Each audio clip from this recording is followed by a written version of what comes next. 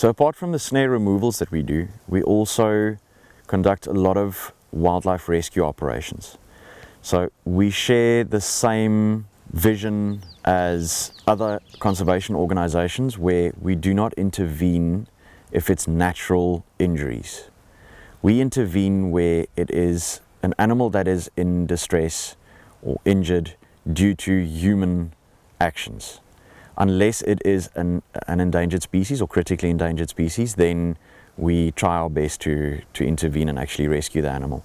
And through this joint operations between SA Hunters and Game Conservation Association, Mupani branch, and even on a national level, and PNHF, we have conducted several rescue operations, and there's a couple that stand out.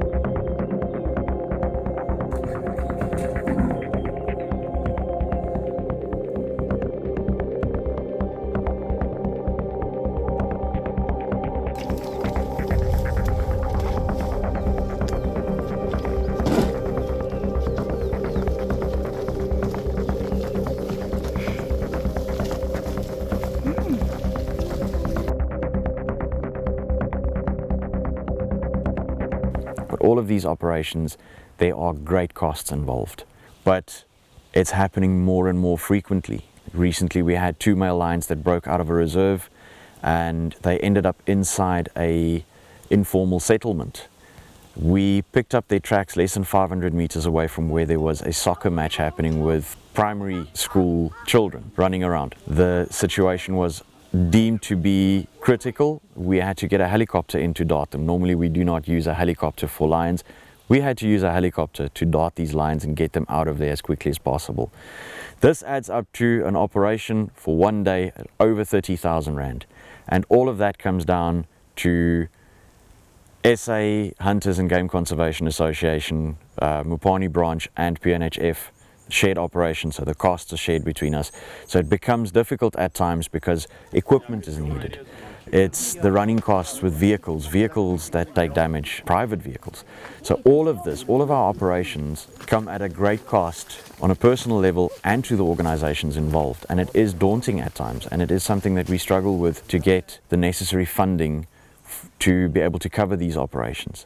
And a lot of people ask, but why do we do this? Isn't it the responsibility of the authorities that are involved? Unfortunately, in South Africa, we face a situation where conservation is basically put on the back burner. It is not vitally important. The funding is not available for authorities to be able to intervene and rescue these animals and relocate them. Usually the only options are to put animals down. And in a situation where you have an animal that is vitally important in the ecosystem, you rather want to try and save it than to have it destroyed. That is why we step up to the plate. But it is sometimes difficult to get the necessary funding together to be able to effectively do these operations. And especially with PNHF being a voluntary organization, it all comes down to volunteers. We don't have any paid staff, so it comes down to a handful of people that's able to help with the marketing, the social media, the fundraising, day-to-day administration and running of the project. So it is difficult. So it's our dream to get it at a point where we can actually have funds available to employ staff full-time, because it has become a 24/7 job. We receive phone calls from people in the early morning hours when there's an elephant that have broken out of a reserve and it's on a tar road. on a public road, and then we need to notify the authorities, notify the reserve staff, and we often are needed to go out because of authorities being short-staffed. We have to go out any time of the night to go and assist and get these animals back, or to actually keep people safe. So it's a 24/7 job, unpaid, but we gladly do it because there's nobody else stepping up doing this. So we're filling a dire need in this area, and we're hoping that this is actually copied over to other areas in South Africa, and that there's other organizations standing up and doing the same that we're doing.